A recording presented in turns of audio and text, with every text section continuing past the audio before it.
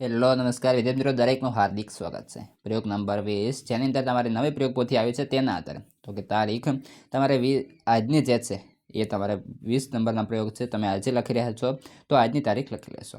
હેતુ શું છે તો કે વાહક તારનો અવરોધ જે પરિબળો પર આધાર રાખે છે તેનો અભ્યાસ કરવાનો છે. સાધનો વિદ્યુત કોષ, એમીટર, નિક્રોમનો તાર અને તાંબાનો તાર લેવાના રહેશે.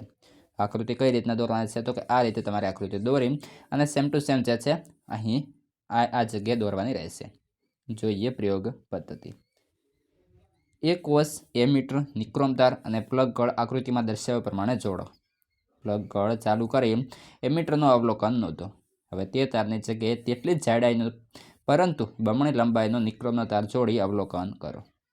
આ તારની જગ્યાએ એલ લંબાઈનો અને બમણા આડછેદ વાળો નિક્રોમ તાર જોડી અવલોકન નોંધો. ત્યારબાદ તેટલા જ પરિમાણવાળો તાંબાનો તાર જોડી અવલોકન નોંધો.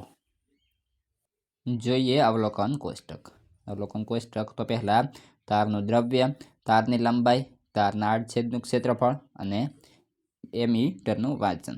તો અહીં આવશે આ પ્રમાણે તમારે મિત્રો જે છે થોડું કરી લેવાનું રહેશે. જોઈએ નિર્ણય.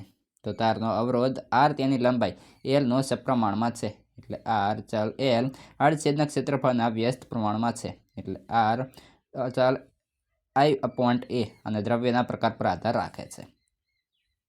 જ્ઞાન ચકાસણી જેની અંદર જોવા જઈએ તો કે પહેલો તારની અવરોધકતા શાના પર આધાર રાખે છે તો તારના દ્રવ્ય ઉપર.